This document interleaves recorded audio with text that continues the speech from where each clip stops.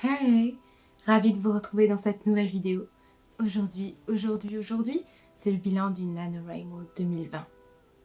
Alors la première question que peut-être vous vous posez, c'est de savoir si j'ai réussi ou non ce NaNoWriMo 2020, surtout quand on a vu le peu de progression que j'avais fait dans mon vlog et ma vidéo sur les clichés en NaNoWriMo. On sentait bien que je suis partie dans un mois de désespoir.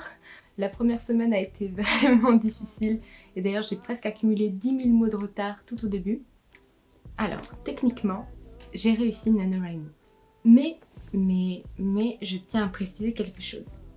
Même si officiellement j'ai réussi le NaNoWriMo, je n'ai pas fait un NaNoWriMo durant ce mois de novembre. Pourquoi? Tout simplement parce que, il faut le rappeler, je suis en réécriture.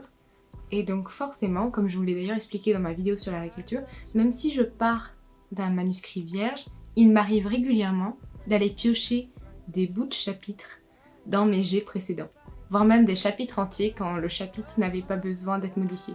Ce qui fait que dans mes 50 000 mots, il y en a au moins de 15 000 qui étaient déjà écrits. On ne peut donc pas vraiment parler de NaNoWriMo, mais bon, ce n'est pas ça le plus important. Et d'ailleurs, je tiens à m'adresser un peu à tous ceux qui ont fait NaNoWriMo et qui n'ont pas forcément atteint les 50 000 mots.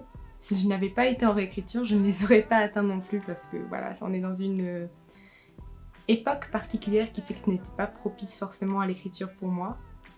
Et surtout, on n'avait pas tous le même objectif. Il y en a beaucoup sur les réseaux sociaux qui ont fait le NaNoWriMo, mais pas avec un objectif de 50 000 mots, qui ont fait un objectif de 20 000 mots, 30 000 mots.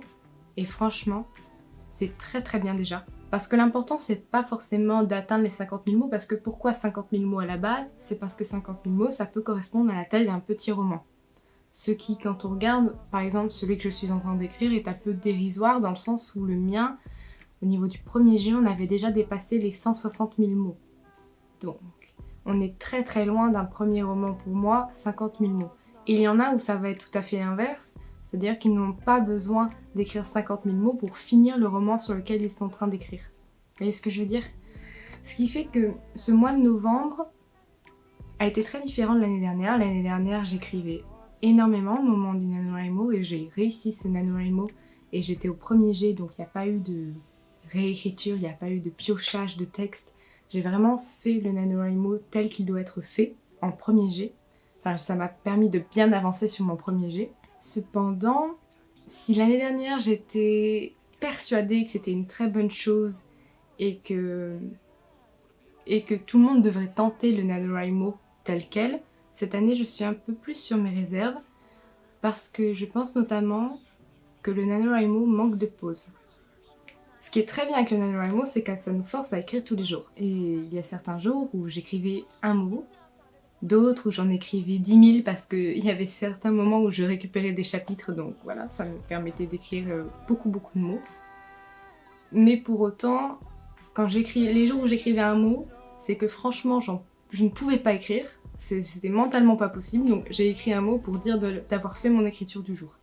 Et je trouve que le NaNoWriMo a comme défaut vraiment de manquer de jours de pause, parce que c'est important pour moi, pour bien écrire, d'avoir l'esprit tranquille, d'être reposé, d'avoir fait d'autres choses, en fait de ne pas être que focus sur l'écriture. Et c'est vrai que ce manque de pause a été compliqué pour moi à gérer cette année. Et si je devais refaire le NaNoWriMo, peut-être que je le ferais, mais beaucoup moins assidûment encore, et prendrais peut-être un jour de pause dans la semaine où je n'écris pas, je le place où je veux et je fais ce que je veux sauf de l'écriture. Par contre, je peux revenir sur les aspects positifs de ce NaNoWriMo 2020. Grâce à lui, j'ai avancé de plus de 50 000 mots dans ma réécriture. Pas forcément 50 000 nouveaux mots comme je vous l'expliquais, mais mon 4e jet a bien augmenté de 50 000 mots. Et là, on a dépassé les 80 000 mots en tout pour ce 4e jet. Et ce qui fait que techniquement, j'arrive à la moitié du coup de ma réécriture. Encore un long chemin à parcourir et parfois c'est un peu déprimant, mais on s'accroche.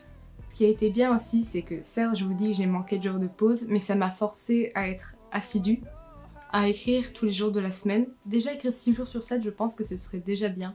Mais là du coup ça m'a forcé à écrire 7 jours sur 7.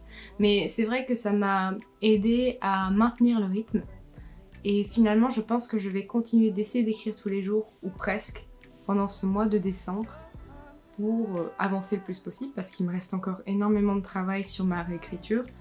Donc j'aimerais profiter de cette dynamique, sans pour autant me rendre malade, sans pour autant me forcer à écrire, mais juste essayer de trouver le bon rythme qui me permettra d'avancer sans y perdre ma santé. Je sais qu'il y en a beaucoup d'entre vous qui ont été un peu malheureux de ne pas réussir ce NaNoWriMo et qui se sont sentis moins bons que d'autres qui ont facilement dépassé les 50 000 mots dès la 2e voire 3e semaine du défi. Respect à eux. J'ai envie de dire, on n'a pas tous le même rythme, déjà. Et ça, c'est important.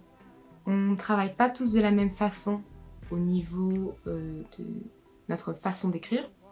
On n'a pas tous la même vie. Il y en a qui sont encore en télétravail, il y en a qui sont à l'école, il y en a qui sont au chômage partiel. Donc forcément, on n'a pas le même temps devant nous pour écrire. Et puis surtout, on n'est pas forcément au même stade du roman. Pour moi, c'était plus facile de dépasser les 50 000 mots en étant en réécriture que quelqu'un qui démarrait son premier jet. Et j'en ai tout à fait conscience. Donc ne vous flagellez pas si vous n'avez pas réussi le NaNoWriMo. Pour moi, il n'y a pas de façon de réussir ou d'échouer le NaNoWriMo.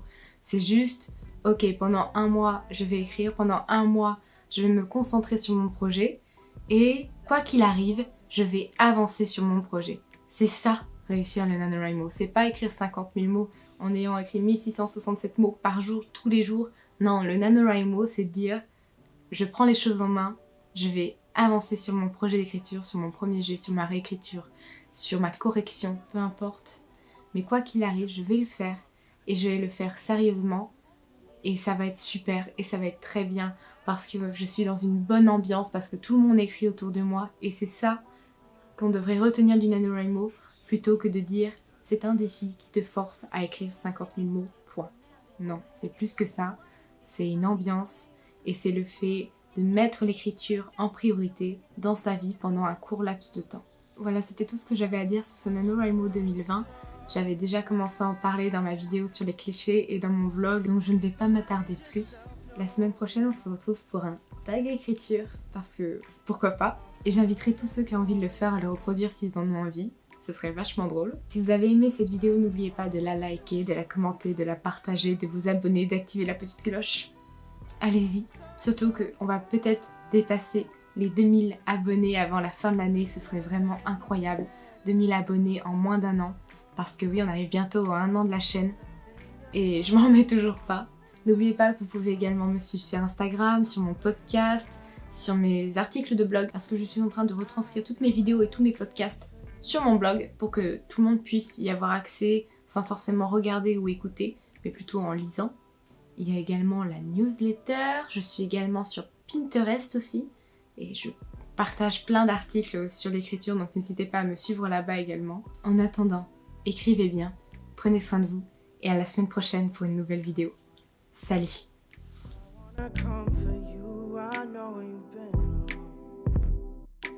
Oh